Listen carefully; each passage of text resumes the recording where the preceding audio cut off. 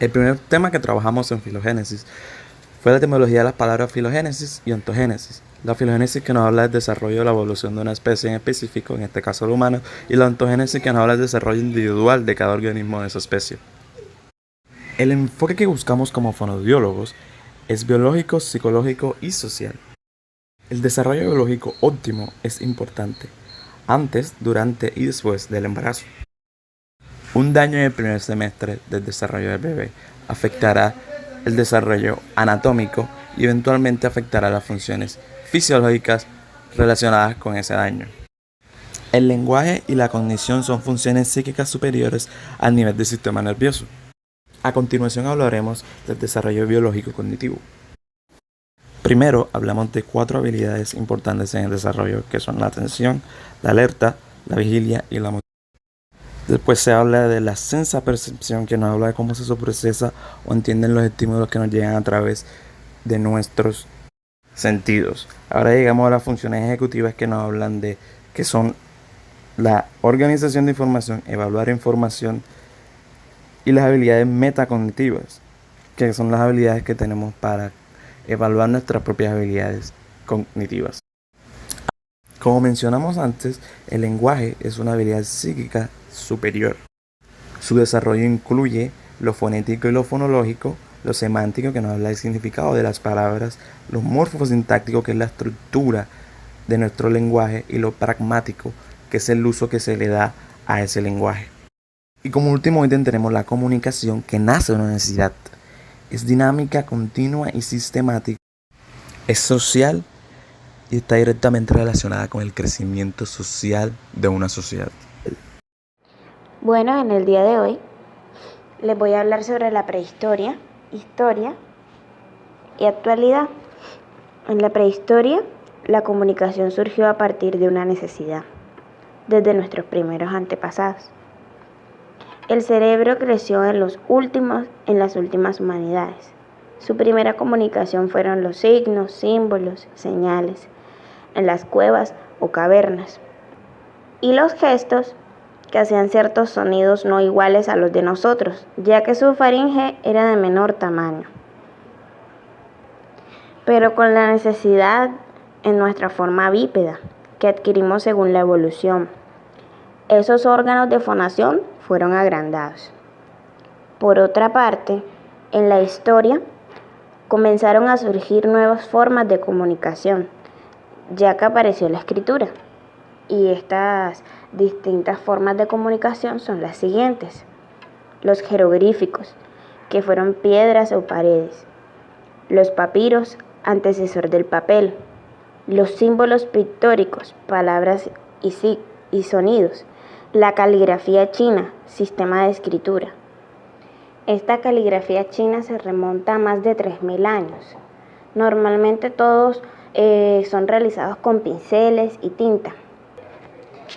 El alfabeto fenicio, un conjunto de palabras, las cuales es un antiguo alfabeto consonántico y no es una escritura pictográfica. El alfabeto griego, de 5 vocales, desarrollado alrededor del siglo IX. El libro celta, primer libro manuscrito, en el que las historias vienen ilustradas con numerosos ejemplos muy creativos. El alfabeto latino, que es el alfabeto actual, que es el abecedario. Los pergaminos. Los pergaminos en los cuales era un material hecho a partir de la piel de cordero para escribir sobre él. Y por último, la invención del papel en la Edad Media, que se inventó en China, elaborado con fibras de cáñamo y lino. Y por último hablaremos de la actualidad. En el siglo XIX fue creado el telégrafo. Este permite la transmisión de información por medio de impulsos eléctricos y utiliza un código de signos preestablecidos. En el siglo XX se creó el teléfono y la radiodifusión. La radiodifusión, que fue designada el servicio de emisión de señales de radio por medio de satélites. Y por último, en los años 80, la era de la comunicación, señal por vía satélite. Lenguaje, comunicación y cognición. La cognición es la facultad de los seres humanos para procesar la información a partir de la percepción del conocimiento adquirido, es decir, de la experiencia. La memoria, la comprensión y el razonamiento hacen parte de las capacidades cognitivas. Existen tres fases referentes y fundamentales del desarrollo biológico cognitivo. En primer lugar, tenemos la atención, es decir, la alerta, la vigilia y la motivación. En segundo lugar, la sensopercepción, es decir, todas estas sensaciones que percibimos y sentimos. En tercer lugar, las funciones ejecutivas hacen referencia a lo que nos permite evaluar, estructurar, organizar. Es toda la parte metacognitiva, es decir, la evaluación de nuestros propios pensamientos. El lenguaje y la comunicación también hacen parte de las capacidades cognitivas, porque los seres humanos nacemos con la capacidad de comunicarnos, debido a que compartimos características similares. Pero para poder desarrollar estas características requerimos del proceso de socialización, lo que nos permite apropiarnos de habilidades para adaptarnos a través de la convivencia y la adquisición del lenguaje. Es así como vamos construyendo nuestra identidad. ¿Quién soy? Es decir, definimos nuestros gustos, creencias y valores. No olvidemos que el lenguaje y la comunicación, por medio de la cognición, son factores necesarios que intervienen en nuestro desarrollo. Factores etiológicos o de riesgos en la etapa prenatal, perinatal y postnatal. Dentro de los factores de riesgo más importantes existen tres periodos clave: periodo prenatal, el perinatal y el postnatal. En el factor de riesgo prenatal tenemos la edad de la madre. Son aquellas mujeres mayores de 36 años y menores de 16 que tienen una mayor probabilidad de tener un hijo con algún tipo de problema médico. También están los problemas de salud de la madre. Son una serie de enfermedades de la madre que aumentan considerablemente el riesgo de que el bebé al nacer tenga algún tipo de problema. Las enfermedades más destacadas en los bebés son la epilepsia, la diabetes o el VIH. También está la salud y nutrición de la madre. Ambos aspectos tienen efectos considerables en la salud del bebé. En esta etapa es importante que la madre añada a su dieta una vitamina como suplemento alimenticio, principalmente en el primer trimestre de la gestación, ya que puede reducir la incidencia de un tipo de defecto como es la espina bifídica. El consumo de tabaco, alcohol y drogas durante el embarazo también es uno de los factores de riesgo durante la etapa prenatal. Tenemos la etapa perinatal, que es la más crítica de la vida y la que presenta mayor riesgo de enfermar y morir. En esta etapa tenemos la prematuridad.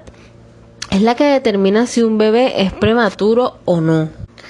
Tenemos bajo peso al nacer, problemas respiratorios, asfixias perinatal, problemas metabólicos, hiperbilirrubinemia, entre otros que se dan en esta etapa. Bueno, en la etapa postnatal vemos que también pueden haber situaciones que tras el parto puedan influir en dicho desarrollo. Estos pueden ser de tipo ambiental o biológicos. Los factores de tipo ambiental son aquellos casos donde vemos la calidad del apego entre padres e hijos. Este es un factor muy importante, ya que la relación más importante en la vida de un niño es aquella que tiene con sus padres, en especial con la madre. En los factores de tipo biológico podemos encontrar que afectan a su crecimiento, ya sea por su prematuridad al nacer o por algún tipo de discapacidad. Entre los factores de riesgo de la etapa postnatal podemos encontrar crisis de ausencia, crisis tónico-clónicos, convulsiones febriles, crisis neonatales, espasmos infantiles. Semiótica y semiología. Semiótica. Es el área de la semiología que estudia la comunicación en sistemas cerrados y de cómo utilizamos los signos para crear y transmitir sentidos y significados mientras nos comunicamos. Esta forma parte de las teorías del lenguaje, donde el signo se define como la unidad mínima de una oración, un elemento, objeto, fenómeno, señal o intérprete, que se utiliza para representar o sustituir a otro que no está presente, con lo cual el signo es un elemento cargado de varios significados. Existen 4 tipos de semiótica. Entre ellas están la semiótica narrativa, que es la encargada de la organización temporal y dinámica de dicho tipo de textos, ya sea cuentos, novelas, relatos televisivos y cinematográficos. Semiótica de la comunicación. Es un proceso de comunicación entre un emisor y un receptor. Para que esta comunicación se ponga en marcha debe existir una intención comunicativa del emisor y una utilización de los signos adecuados para explicar ante el receptor la intención. Un ejemplo de esta sería: si yo deseo conversar con alguien que está lejos, lo llamo mediante señas o gestos adecuados. También está la semiótica discursiva, que es aquella que estudia los mensajes y discursos como realidades significantes que están constituidas por una serie de niveles y planos organizativos sucesivos y solidarios, y que van de lo superficial a lo latente. Semiótica de significación. Esta es el proceso de las predicciones sociales del sentido en los diferentes textos que circulan en la sociedad. El uso social de los signos produce determinados efectos de sentido, que se organizan en distintos sistemas de significación. El sistema significativo de la arquitectura de una ciudad, el de un poema, el de un partido de fútbol, el de una película cualquiera. Un ejemplo de este sería en los diferentes distritos o barrios de una ciudad como Lima. Un ejemplo, cada una de ellas significa las condiciones sociales de sus vecinos. El distrito de Villa María del significa la condición marginal de sus pobladores, mientras que el de San Borja significa la condición próspera de sus habitantes. La semiótica se divide en 3 ramas principales, que son la semántica, la pragmática y la sintáctica. Semiología es la ciencia que se encarga del estudio de los signos en el seno de la vida social. Puede decirse que la semiología se encarga de todos los estudios relacionados al análisis de los signos, códigos, lengua y señales tanto lingüísticas vinculadas a la semántica y la escritura, como semióticas, los signos humanos y de la naturaleza. Esta definición abarca todos los sistemas de signos como las lenguas de signos de los sordos y las señales de tráfico, etc. La semiología depende mucho de la psicología general y su rama más importante es la lingüística. Ejemplos de semiología: es todo lo que comunica, ya sea gestos, modo de andar, modo de sentarse, modo de mirar a otra persona, lugar donde se vive, la ropa que se usa, entre otros. La semiología está clasificada en varias partes. Una de ellas son semiología paralingüística. Esta está relacionada al modo de cómo comuniquemos nosotros nuestros sentimientos en el momento de sentirlo. Se puede incluir la voz, timbre de voz, vocalización, intensidad. Un gran porcentaje de lo que pasa se basa en este sistema. Unos ejemplos de esta serían gritar por alguna tragedia, decir una palabra de amor con voz baja y dulce, voz cortada por el llanto, voz de borracho. Todo nos indica algo que está pasando. Este sistema se aplica en toda una conversación tranquila con volumen normal y tiempos adecuados. Semiología animal o veterinaria. Es la ciencia encargada de estudiar y analizar tanto los síntomas como los signos visibles característicos de las diferentes patologías existentes en las especies animales. Se puede decir que la semiología veterinaria es la parte teórica de un examen clínico que permite identificar aquellas manifestaciones anormales que hacen indicar que un animal sufre de una enfermedad. Dicho de otro modo, permite identificar aquellos indicios más comunes. Semiología del gusto. Esta consiste en la relación que existe entre un emisor, un receptor y un código. Un ejemplo sería un restaurante. Emisor, el cocinero. Se desprende la red que recrea e innova. Código. Son signos. De esta se desprende el icono que da color, forma, espacio y textura. Índice. Sentidos naturales. Símbolo. Sea galleta, postre, ensalada, etc. Receptor. La recolectividad. De esta se desprende las referencias del mensaje, si estuvo bueno, delicioso, malo, amargo, dulce, etc. Desarrollo del lenguaje. Con las diferencias individuales, debemos tener presente que ningún niño alcanza a cabalidad los hitos del desarrollo. Este varía según su entorno sociocultural, desarrollo prenatal, nutrición, genética, salud emocional y física. Es decir, este nos ayuda para identificar y descartar ciertos desórdenes o alteraciones en el proceso. En el desarrollo del niño entrarán en función tres tendencias en cuanto al crecimiento físico y control motor, los cuales son motricidad gruesa, la proximodistral y cefalocaudal. En el primer mes de vida nuestro niño nos va a mirar y sonreirá. En el segundo mes intentará hacer una vocalización, seguirá objetos con su mirada y sostendrá su cabeza. En el tercer mes mantendrá su cabeza quieta, utilizará el llanto y el grito como medio de comunicación e indicación de lo que necesita o siente. Ya voltea ante los sonidos fuertes, hay una discriminación del habla. En el cuarto mes ya logra agarrar objetos e intentará imitar sonidos. En el quinto mes distingue colores, puede sentarse sin apoyo y responderá por su nombre. En el sexto mes ya aparece un juego vocálico. Hay un balbuceo, gira al escuchar los sonidos, se sienta sin apoyo. En el séptimo mes vemos su primer diente. En el octavo mes sujeta su biberón, gatea, por lo que hay un control de movimientos y realizará sonidos graves y agudos.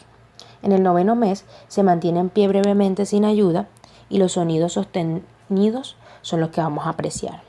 En el décimo mes gatea de manera bilateral entre brazos y piernas y los sonidos se asemejan más a palabras. En el mes 11 come con cuchara, hay un desarrollo motor y la vocalización es más precisa y controlada. En el mes 12 ya da sus primeros pasos, hay un comportamiento lingüístico controlado.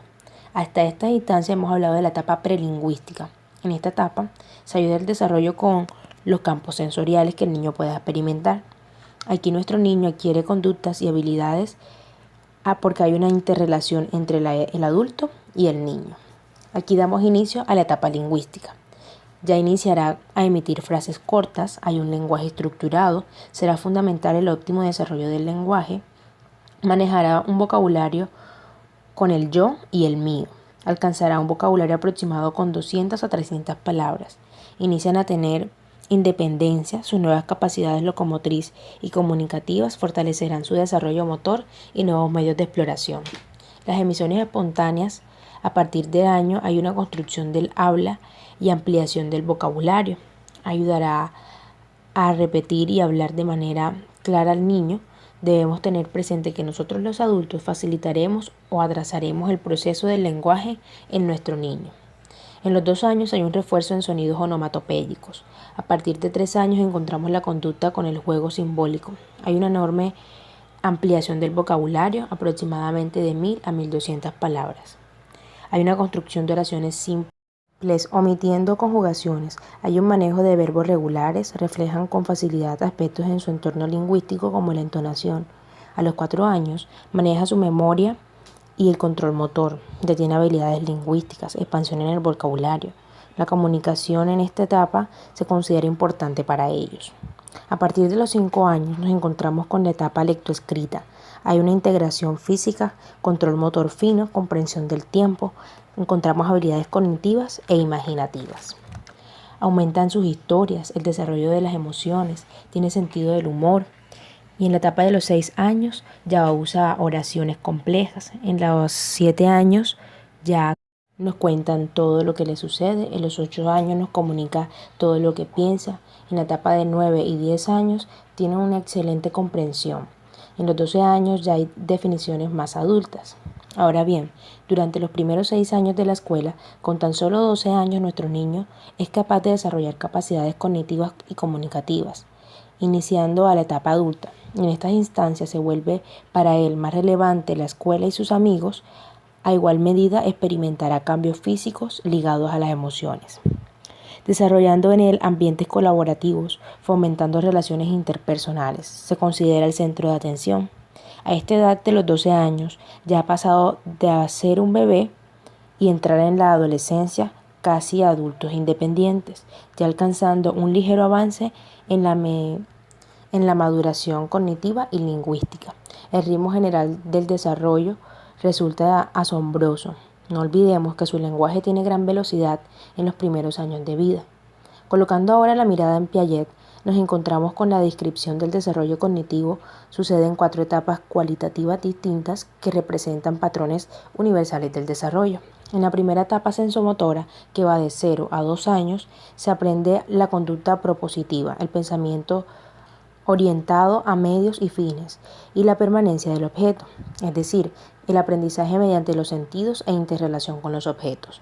En la segunda etapa preoperacional, que va de 2 a 7 años, su juego es imaginativo y su pensamiento aún no es lógico. Desarrolla un sistema simbólico que representa personas, lugares y eventos. En la tercera etapa, operaciones concretas, de 7 a 12 años, encontraremos operaciones mentales simples como la reversibilidad. No hay un pensamiento en términos abstractos, está enfocado en el aquí y en el ahora. En la cuarta etapa, que va de 12 años en adelante, hay un pensamiento lógico, abstracto, inductivo y deductivo. Ya puede lidiar con situaciones hipotéticas y pensar acerca de las posibilidades.